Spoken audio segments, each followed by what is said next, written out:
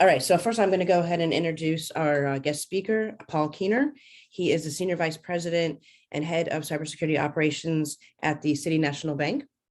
Paul and I have been friends and peers for several years, at least 10, maybe closer to 15. But anyway, he is right here in the San Diego area. And I will go ahead and turn it over to him in just a second, but please make sure that you keep your microphones on mute unless you're going to ask a question. He is perfectly fine with having open discussions. So as he's going through, feel free to go ahead and pop in and ask your questions.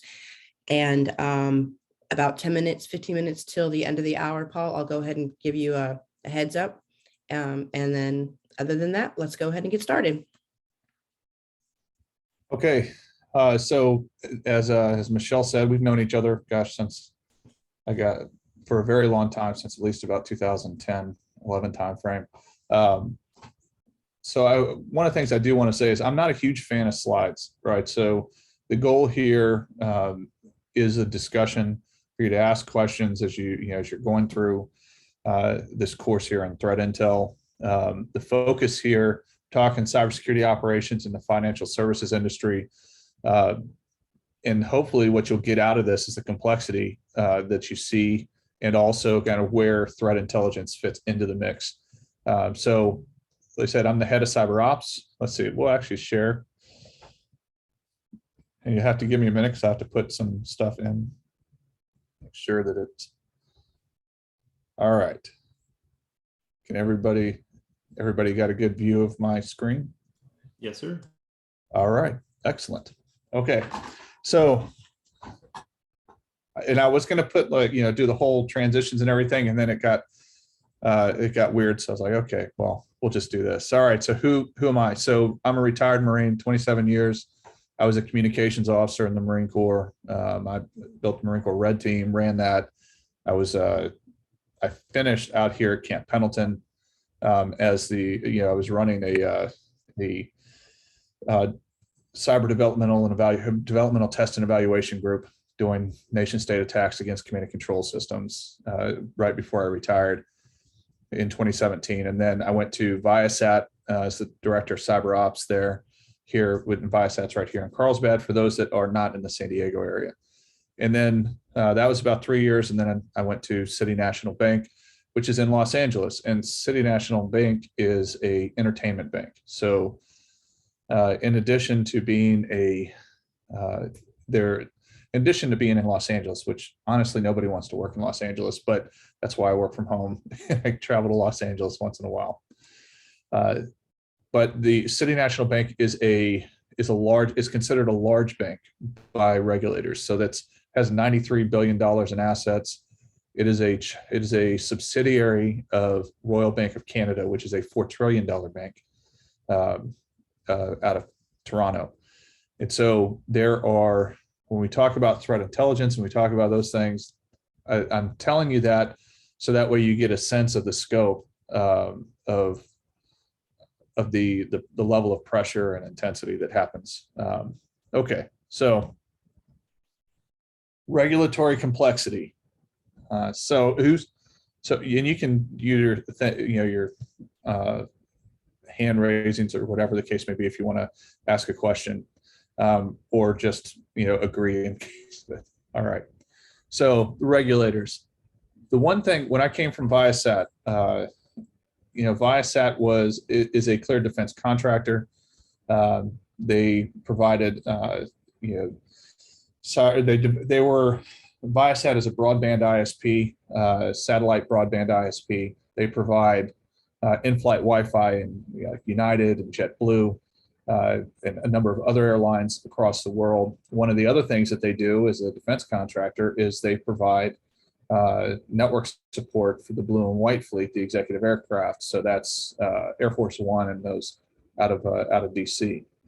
But one of the things that's really interesting is you think with all of that complexity and all of the pressure that there'd be a whole lot of people watching what we were doing, and to a certain extent there was, but it is nothing compared to the financial services industry.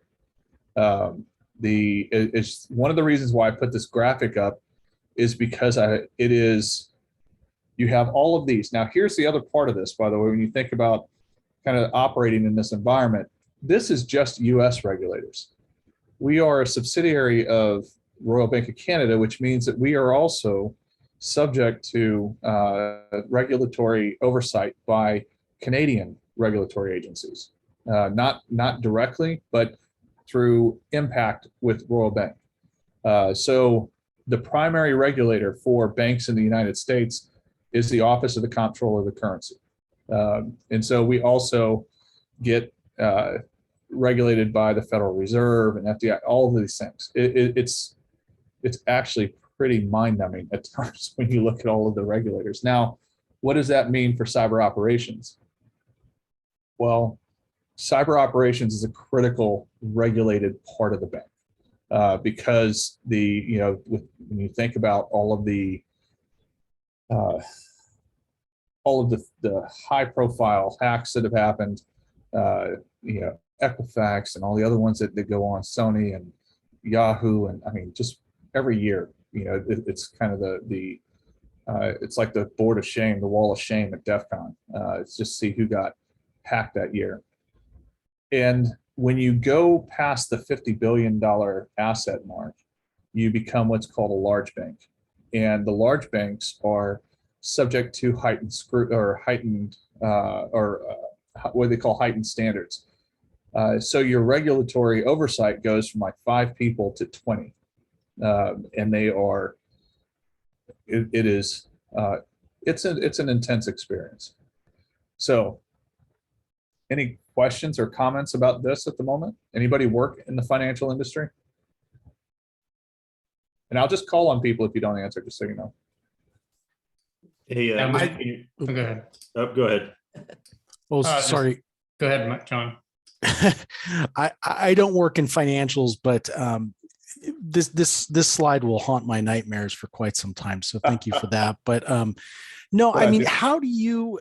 I guess my first question is, how do you distill it all? I mean, in the sense that there must be a lot of overlay and overlap between all these different regulatory bodies, and this one wants, I don't know, a stupid control, but this one wants X password lockout or this audit policy. I mean, do you have to distill that down into a corporate set of your own, kind of cross matrix them, or how does that work from a practical standpoint? It just seems completely overwhelming at first glance.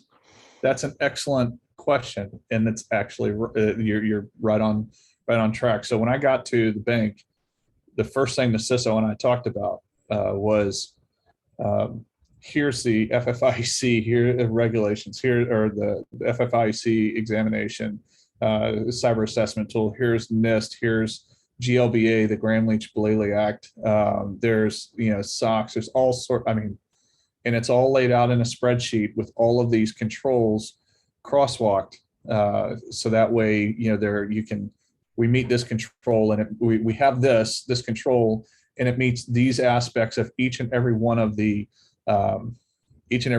regulatory requirements. Let's see. Okay, Dana, you work at PayPal. Oh, nice. Operate under a banking license in Europe. Oh yeah. So that's a great point, Dana, by the way. It's one of the things we were talking about. Hopefully everybody can take a look there in chat. And if you put something in chat, I guess I'll move that out of the window here and put it over to my left so you can see what I'm doing. So if you put a comment in chat, I'll comment on it. So don't worry about that. What I will say is because we are City National Bank is an entertainment bank, right? It started as an entertainment bank. In fact, the way that it actually got started was when Frank Sinatra's kid got kidnapped a long time ago. The only bank that would give him the money to pay the ransom was City National Bank.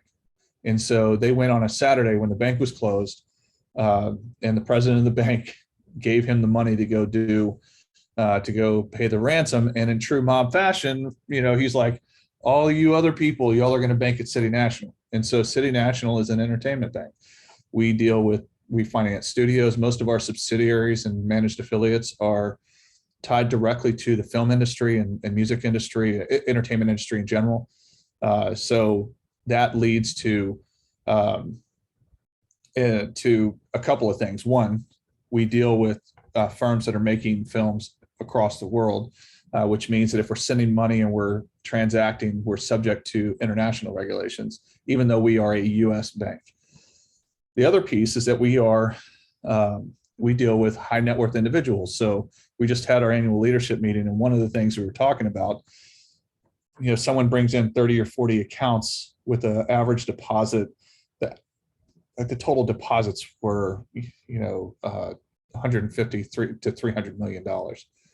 And when you think about this, I mean, it's ridiculous. But the reason why I bring that up is because, in addition to the regulatory scrutiny that we deal with, which, to your point, John, is overwhelming at times, we are also there are a lot of people who want the data we have, not even so much the money, because the money piece, it's the money getting transferred out, that eventually you'll get caught. But they want the data on the high net worth individuals because it's celebrities, it's people who, you get their information, you get to see what transactions have occurred, all sorts of stuff, and it's bad. So we are in a constant fight, and so, I mean, it's fun, it's exciting. But John, to your point, yes, it is a crosswalk of all of these things, and where there's overlap, there's a primary control and a compensating control that addresses it, and then we get regulated again by the primary regulator, which is the OCC, and then we will get regulated also by the FRB, and one of our affiliates is also regulated by the the NYDFS, the New York Department of Securities and Finance. So, I mean, it's what it really amounts to in a practical sense is that you are under examination. You are in a constant cycle of examination by regulators. So every year there's an examination. We just went through the FFIC cyber assessment for domains 2 and 5, which is threat intelligence and cybersecurity operations, in August. And we did fine. We did well, which is really good. But yeah, and we got another one coming up. So it is intense. David, did you have something? Yeah, really quick. I appreciate your time.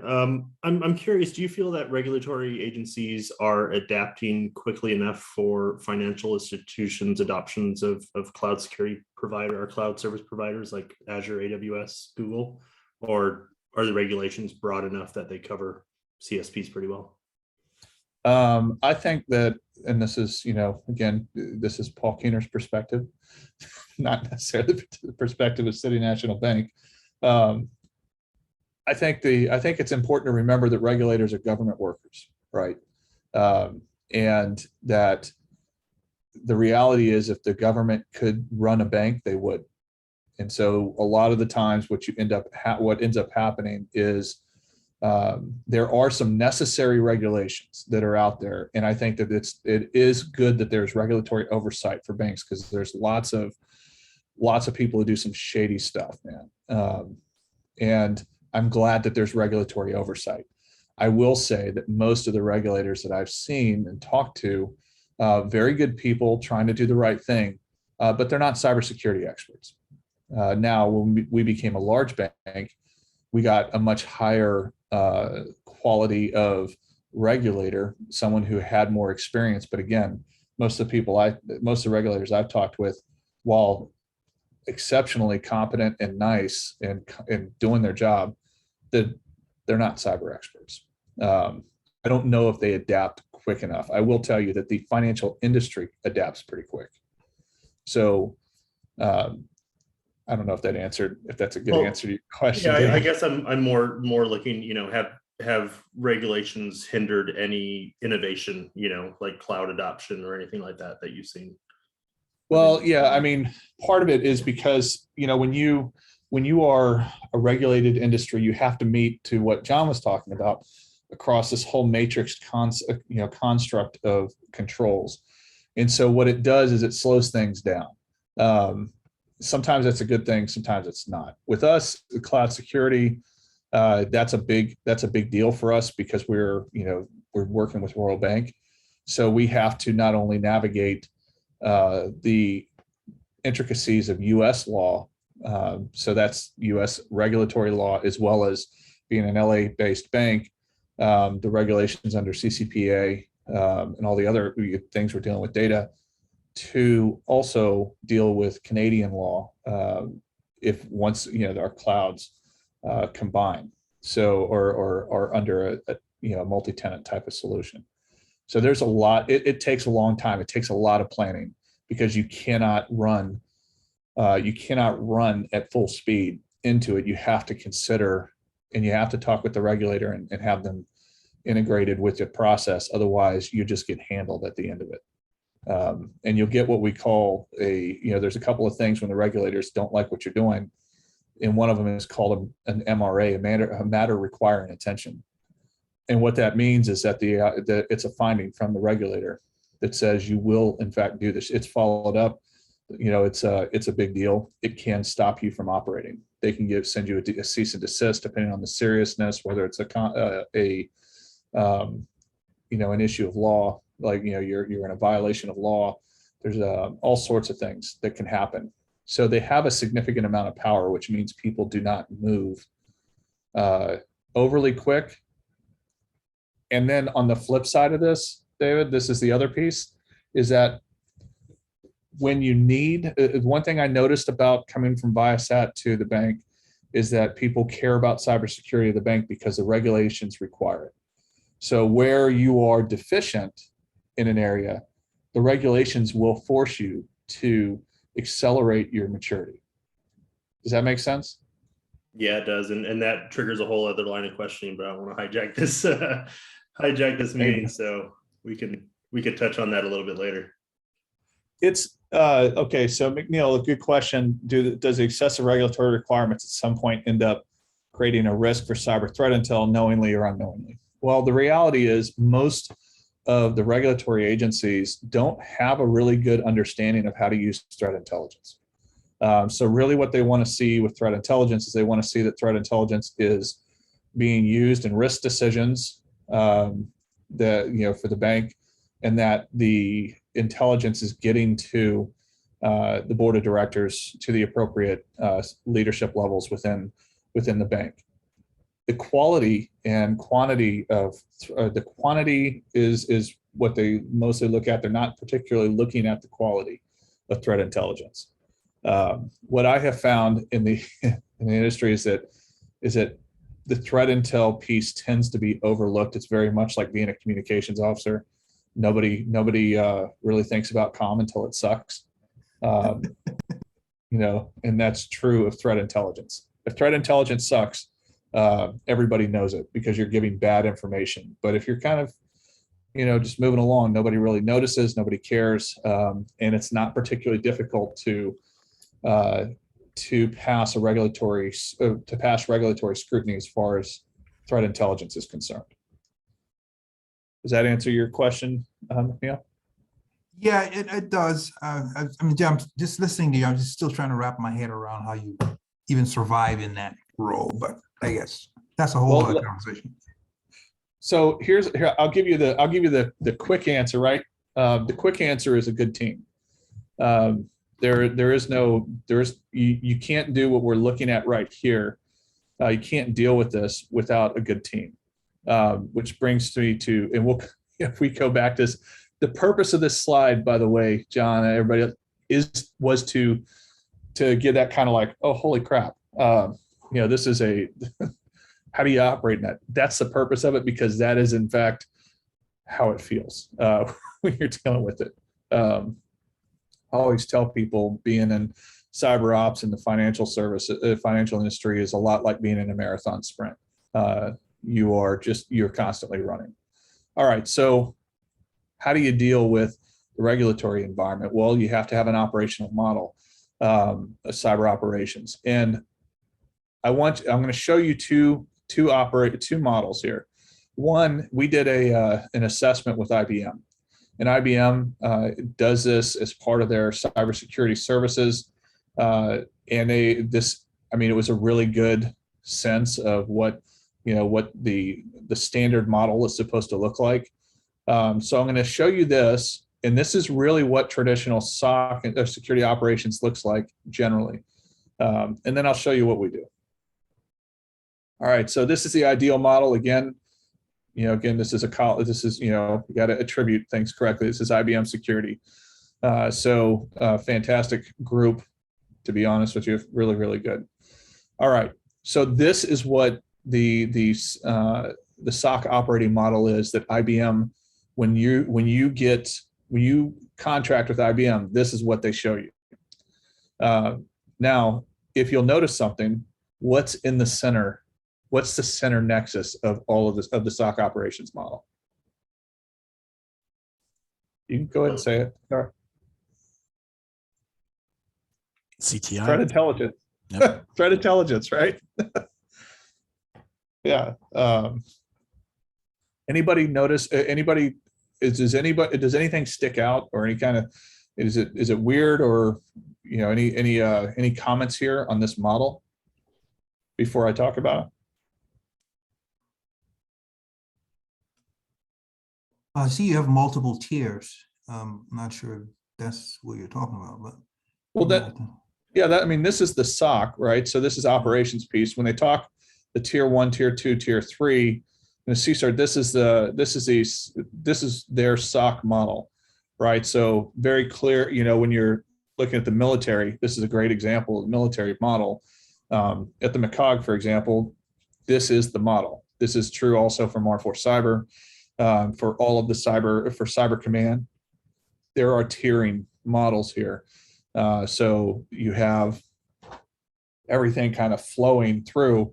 Nothing in here just goes straight to tier 3. It really honestly goes tier 1, 2, 3, and then goes to CSERT depending on the emergency response, right? And so this is I will tell you that I consider this to be an outdated model. So have any of you worked in a security operations? That is correct. How do you say your name, by the way? I don't want to mispronounce your name. Yeah, I might be the non-American one. My name is Bayhas. I live in Qatar, Jordanian. Yes, it's 6 a.m. It's 6:20 a.m. in the morning. Yes, Bayhas. You're in Qatar? I'm based in Qatar, yeah. Oh, wow. Okay. Yeah. I like this one. I'm a Microsoft employee, but I like that one from IBM. Yeah. I'm taking a screenshot. Yeah, and Microsoft is very similar, actually. When you look at operating models, there has to be, and this is the one thing, the reason why I'm showing you this, I don't agree with a lot of it. But one of the things that I absolutely agree with is threat intelligence is at the core. Threat intelligence is the nexus that everything else operates off of. So whether you are responding to an incident that is either generated or enriched by threat intelligence, whether there is an assessment that's going on where threat intelligence comes in and provides input. I have a daily stand-up for the cyber operations team, and every day the first person that talks is my threat intel lead, and gives a threat intel update for the day, what's current, what's out there, what's likely to hit the bank or our customers, and then we go through security, our response, our detection and response team, forensics, and then red team.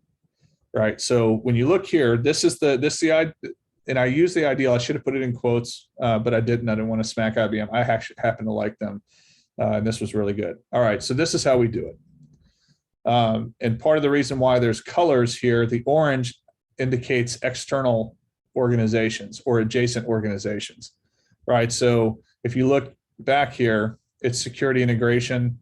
The way that we deal with it, and I think that a more appropriate term is attack surface reduction. There's an architectures and products and projects. Sorry, And then you have 3 pillars within the security operations team.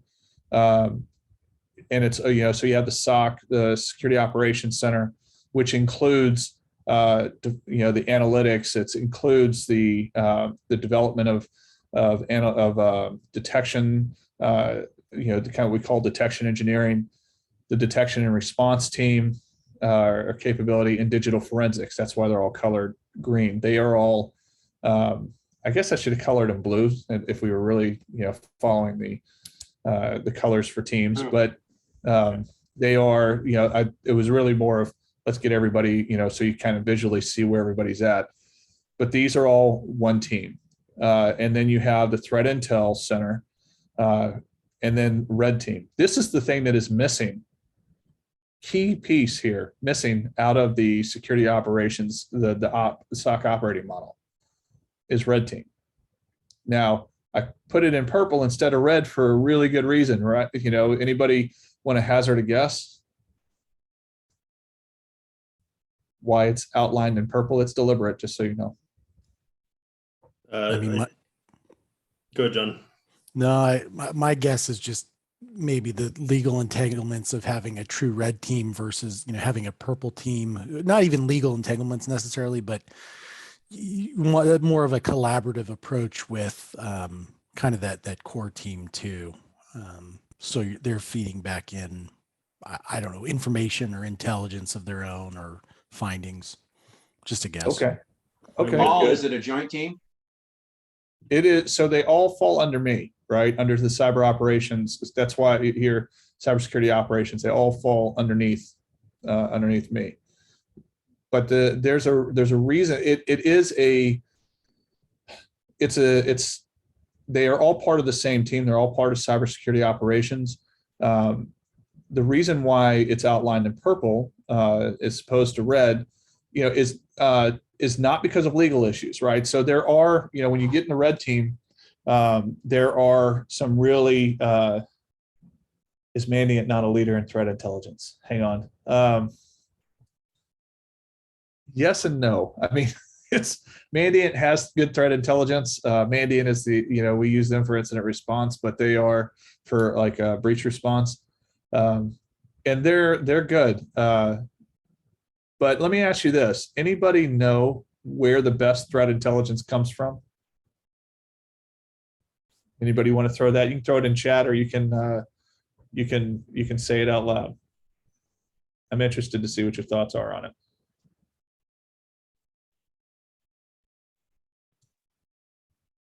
I feel like No it's idea. a trick question. You're in a but threat I'm gonna- intel course. I feel like it's a trick question, but I'm going to go with, the best threat intelligence for any organization is one that matters to the organization, right? So whether, I don't know if it's who it comes from necessarily, but that it's effective and actionable. It's not that much of a trick question. I appreciate the gaming the game response, but that is not that is an answer, and it's a true one, right? The most effective, and I would say that the most effective threat intelligence is stuff that matters, right? A pen test on the organization provides threat intelligence. That's true. Think organizationally, right? So you're in a threat intelligence course. Where does threat intelligence come from?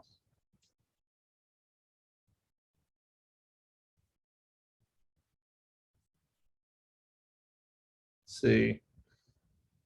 Melissa Harrington, any idea?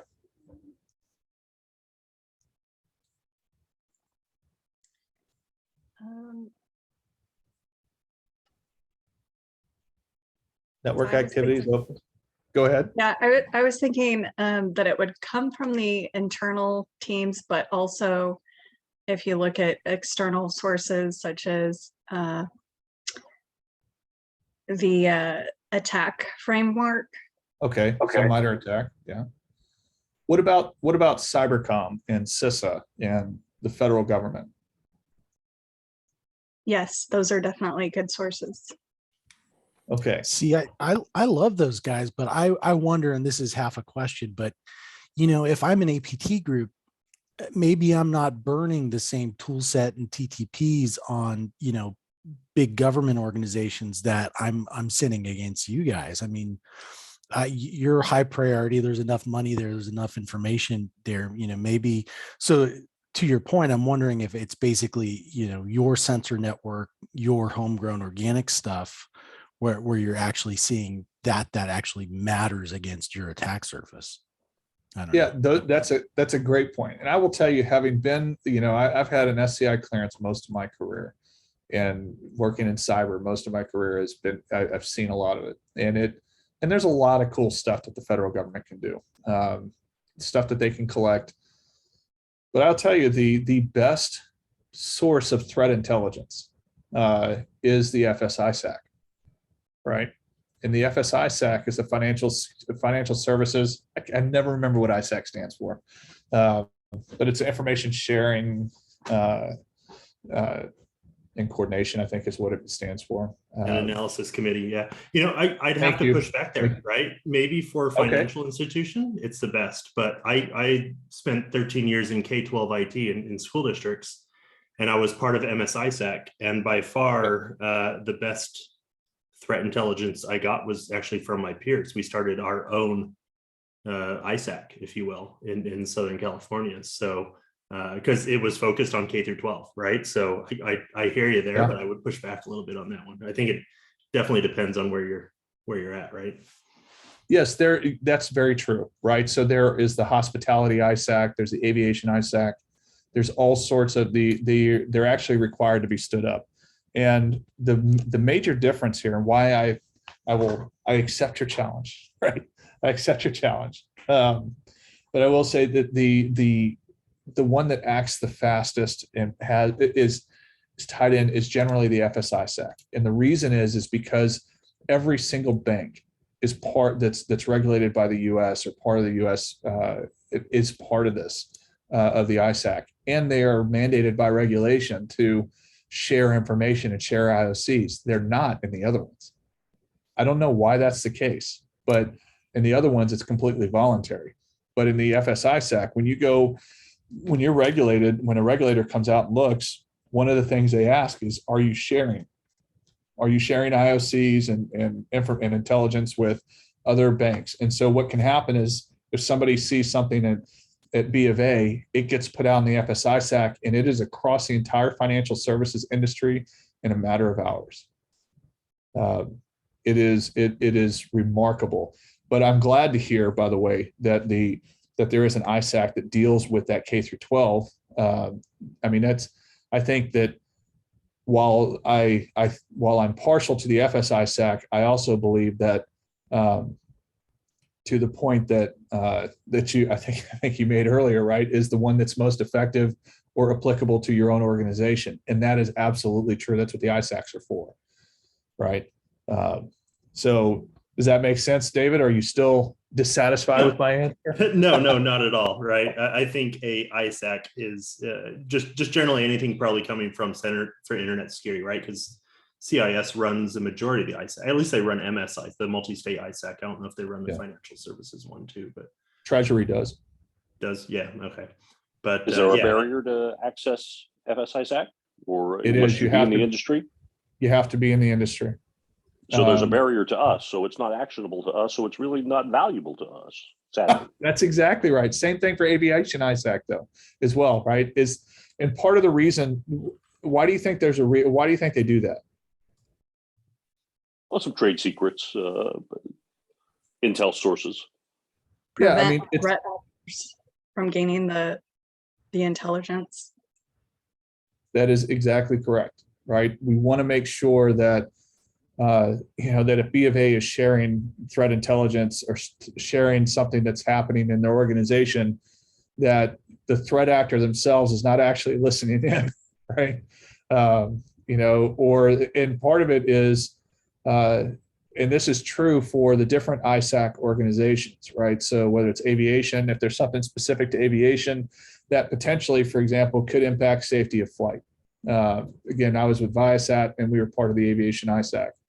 It was difficult to actually get in because we're not actually an airline manufacturer or an airline, but because we provided services to airlines and provided equipment that went aboard airlines, we were able to join the the aviation ISAC. And if you're willing to share, it's super powerful. But one of the things that you don't want is somebody dropping information out of an ISAC and dropping that into the public sphere. So that part is, I know Viasat hated to share. They just are not a sharing organization because that can impact the market. That can impact stock prices. It can impact the confidence. It can impact contracts, all sorts of things. So is anybody in the intelligence industry or dealing with intelligence, cyber threat intelligence specifically?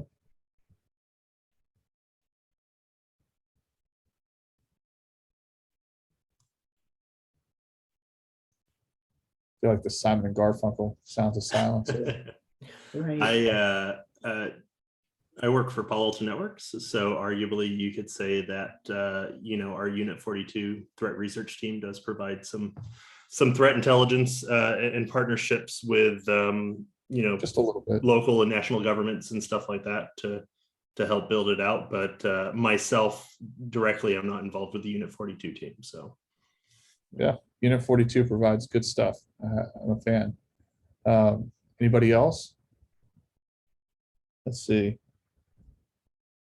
Yes, DevOps. I'm a huge fan of DevOps, Dana, just so you know. In fact, I had a DevOps team at Viasat. We changed it to detection engineering at City National Bank because that's really what it ended up being. And that is a direct feed into threat intelligence, right? To and from. So when you're talking about developing the detections, that's a direct line from threat intelligence. I'll tell you this, honestly, as you're coming out of, you're going through the CSOL program and you're leading, I can tell you right now that one of the first things that you look at when you are, if you're going into an operations type of role, cyber operations role, is the first thing you look at is go, okay, where is threat intelligence in the mix here? Where do I get the threat intelligence? How big is the team? How qualified are they? Are we completely outsourced? All these different things, because it will determine your success in operations. Threat intelligence is probably the, in my opinion, the linchpin in security operations. Don't tell my SOC manager that, but threat intel is that linchpin. Have any of you worked in a SOC or in a cyber operations role?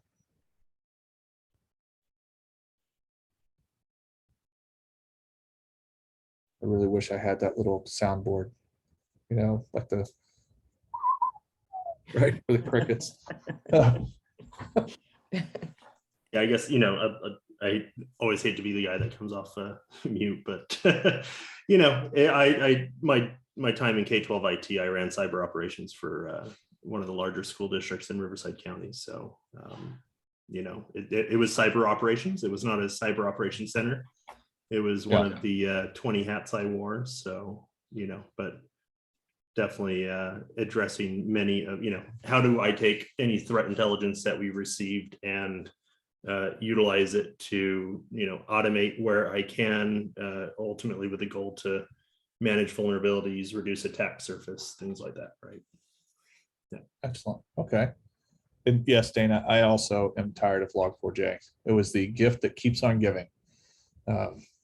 But it's we actually had this discussion today about the bank's response to Log4j, and I will tell you that attack surface reduction earned its money because we addressed it. With last year, when you look at the solar winds incident, right?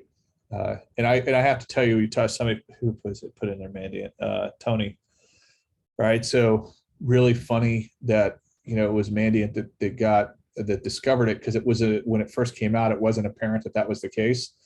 I just thought, I remember having the jokes like, who does Mandiant call when Mandiant gets hacked, right? Like, who do they call for breach response? And apparently the answer was Mandiant. They called themselves. So they did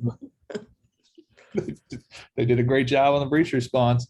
But I will tell you that the intelligence and the understanding of the threat actors that we gained from SolarWinds helped our response for Log4j, right? So we stayed and maintained in a pre-exploit phase for Log4j, and a lot of companies didn't. A lot of companies got exploited by Log4j. They weren't fast enough in their responses when things went when the intel. Again, this is key to having a good intelligence team, is getting indicators fast enough.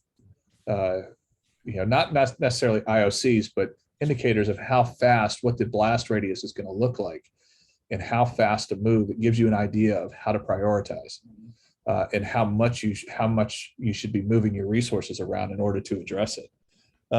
Let's see. So Josh, good question. Let me see. From your perspective and experience, what is the biggest risk or concern that you see in banking from an IT cybersecurity perspective? Also, do you have any concerns with banking being a part of critical infrastructure and possible global economic and geopolitical risks currently developing? Okay, so light question and answer. That's good, Josh. Right? Yeah. The biggest issue I see in banking from the IT and cyber piece, honestly, is an unwillingness to bring people into the cyber industry. I had a discussion about this last night when we were, I was meeting with the CISO roundtable here in San Diego, and the commentary, and this is actually affecting, Royal Bank and everybody else. Everybody's like, hey, there's a shortage. It's hard to find good, it's hard to find qualified people, and I'm like, that's not true. What you have is you have a lack of willingness, a lack of risk acceptance to bring people into the industry. And where I think probably the biggest danger in the industry that we did was we made it a mandatory requirement, because we called everybody in the SOC in cyber operations a security engineer. And an engineer has a very specific term, and it means that you need to have a bachelor's or master's degree. And it precludes a lot of people who are actually very good. Really, all you need in cyber operations is an ability to understand patterns and a curiosity that's not easily satisfied, and a willingness to work as part of a team. That's all you really need to be successful in cyber operations. But we have put the threshold so high because of the notoriety of the breaches and the impact, that we're unwilling to accept risk in that area. And that is the biggest danger, because you can't get the right people in. Me personally, it's a passion project for me to counteract that.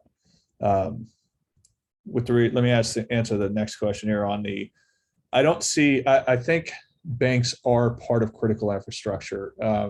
I think you need to be careful about the regulatory requirements, but like, for example, when you look at, let's take Royal Bank of Canada or B of A or some other similarly enormous bank. The impact of a widespread attack on someone like Royal Bank or B of A or Wells Fargo or Citibank or whoever, that impacts people in a very real way. It's an issue of national security, in my opinion, because you are impacting the ability of businesses to produce, the people to transact daily.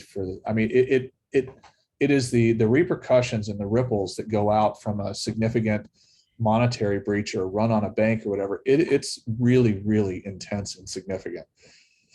So is it the same as a power plant or water? I don't know. Depends. If you can't buy water or food because you don't have any money, then it becomes a real serious issue. And that's one of the discussions I have with people when they talk about coming out of the government, for example, or potentially thinking about shifting from the government. And really the biggest issue that they think about is, well, the government, I feel called to that part of the mission. And I always tell people the government does not have the monopoly on mission. We're dealing with people's livelihoods every day. And we're under constant attack, very similarly to the way the government is, except by super sophisticated attackers who want money. It's not quite the intelligence action that's being transacted against the government. And it's not espionage against us. It's people trying to steal other people's money or trying to influence markets. But there's no monopoly on mission. There's mission everywhere. So does that answer your question, Josh?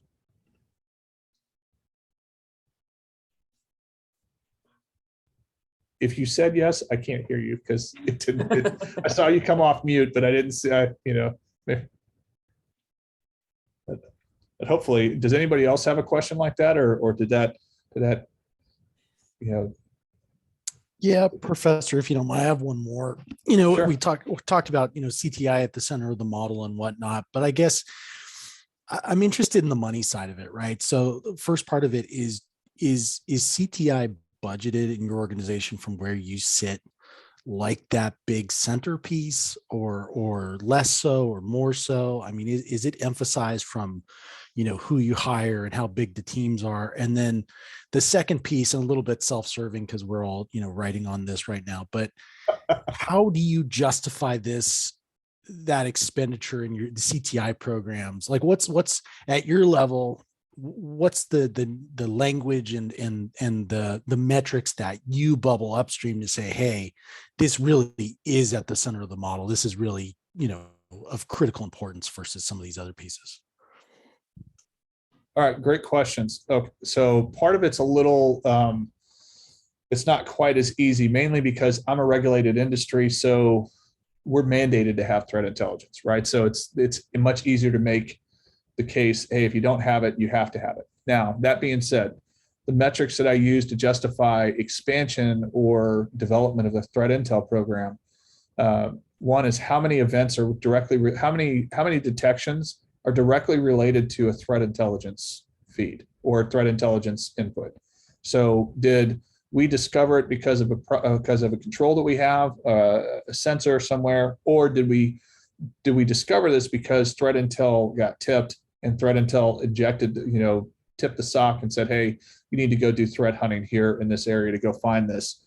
And that's how it got generated. The other piece is how much, like what type of feedback we get from the lines of business based on the threat intelligence reports that we get. That's also a key one. What's the again, customer engagement. So the one thing I will say is that the SOC, cyber threat intel, red team, forensics, all these things are only there to inform business risk. They're not there to, unless you are an MSSP, they're not there generating money. But what they can do is they can increase the success rate of those that are investing money. So entertainment, banking, or like for us, residential lending, those types of things. Does that make sense? No, that's great. I appreciate it. That's really interesting. So Real I will quick, tell you that 10 minutes till. Okay, so I will tell you, Viasat, super easy to sell threat intelligence, completely different model, right? Because we did not have, there's no regulatory requirement or contractual requirement, to be honest with you. But if you are able, and this is one of those things where, I'll just say every ethical dollar you earn is a result of you bringing value to somebody else, right? Very true in the same sense of your operating model. If you are able to demonstrate value to somebody else, in this instance, we had, we were looking at 35 terabytes of metadata, security metadata every day. We're looking at, on the broadband ISP side, threat actors who are targeting the government often will go after residential customers as trials, as kind of a trial before they start going after government. They'll test it somewhere, either in their own kind of a development environment, or once they get it to a point where they need to interact, they'll go somewhere where they're not going to get detected by the federal government or their primary target. And so when you are seeing those threat actors, oftentimes, and we had this happen at Viasat, where we saw an attack before it hit the government, we're able to tip and alert them. That's how you generate the value. And once you did that, all of a sudden everybody's like, oh crap, Viasat has great threat intelligence. And we're like, yeah, we actually have better threat intelligence than you do. Right. So we'd like to give you that. And that's how once it in the areas that you're not regulated, you have to be able to show that somebody is going to be willing to pay for the threat intelligence stuff that you're doing in one way or another, either because it's going to result in more money being brought into the business as a value add to a product that you're delivering. Unit 42 is a good example with Palo Alto, or it has to be a regulated requirement. Now, And that could be an internal business unit or internal customer that you're generating that value for. Yeah, absolutely. So, for example, our threat intelligence team, we feed, obviously it's regulated, so it has to be there, but the extent to which it grows and delivers value depends entirely upon the ability of the threat intel team to anticipate what the other business lines of business are going to need or use, right? So that's relational development, talking to the heads of those lines of business, providing products that talk about impact and give practical advice on how to defend. Oftentimes threat intelligence is just if you're ever in the Marine Corps or the military and they put up stuff in the urinals, it's because that's where they want you to read it. You read it, you go away, and you never look at it again. A lot of threat intelligence looks like that in a lot of organizations. Hey, don't click on this, don't do that. But if you get threat intelligence that really shows a particular impact, hey, I need to do this. Like there's an attack out there, and this is a specific thing you should do. This is why it impacts the bank. This is what could happen if we don't deal with it. So you have to tell I always tell people when it comes to threat intelligence, there's two questions you really have to answer. One is who cares, and why am I paying for it? So you have to answer those questions with threat intelligence, or it just won't matter to anybody.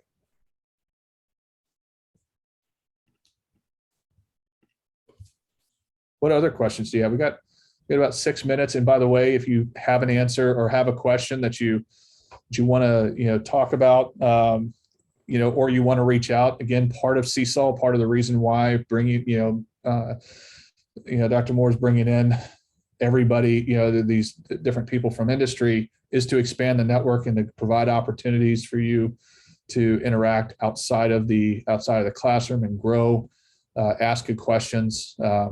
So if you had a question and it occurred to you later, or whatever you want to have a conversation, that's my email. Feel free to send it out. Just let me know that you are part of CSOL, and I will make time for you, and we can have a conversation. It doesn't matter if it's about threat intelligence or about another aspect of the course, or what it's like working in the industry, or where you need help. All you got to do is ask. Paul, are you also able to provide the slides? Yes, I am. Awesome, thanks. Yep. Well, first of all, thank you for being here tonight, sharing with us. Are your teams fully staffed? And where do you look for talent? Where do you search for talent? So, for example, one of the things I look for is twofold. One, I look for gaps. Like I'm building, I'm increasing threat intelligence. I'm increasing my red team. I'm increasing the detection engineering piece.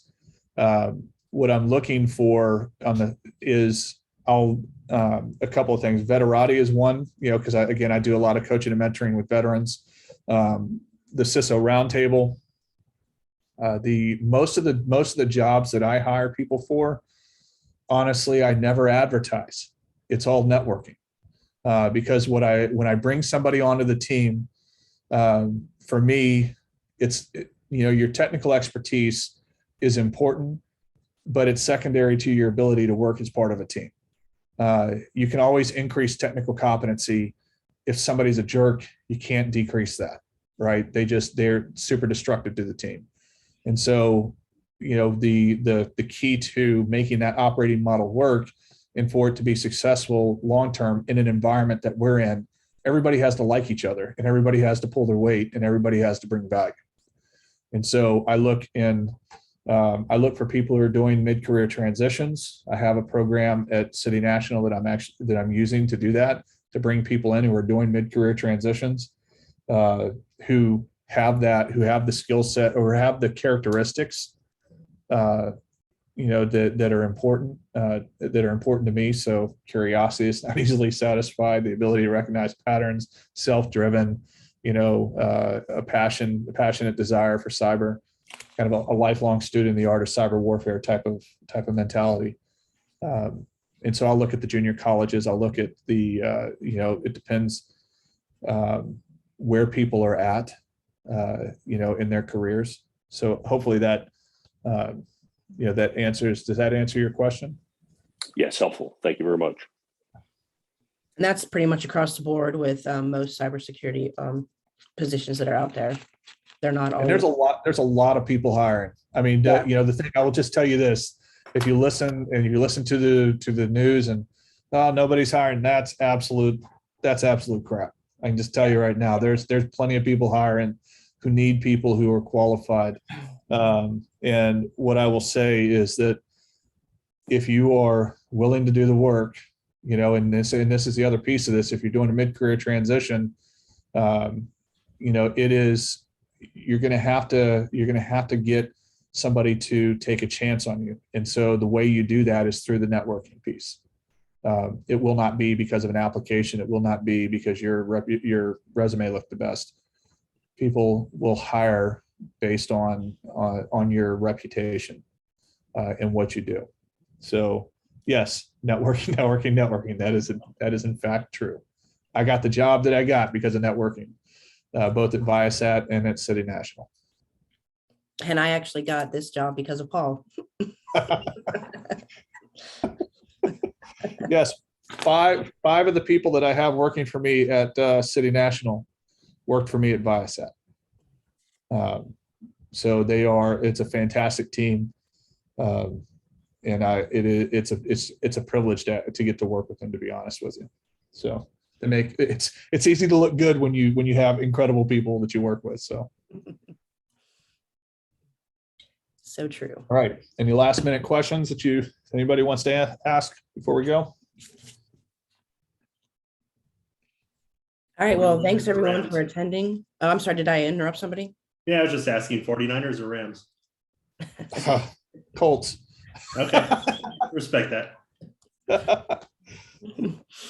So thanks again, Paul, for taking the time out of your day to do this. I really appreciate it, and I'm pretty sure that everybody else does. So again, everybody have a great evening, and thanks for attending tonight. And I will have this posted to the student success site tomorrow.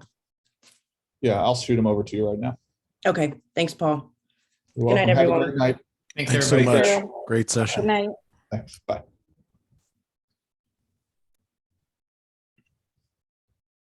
All right.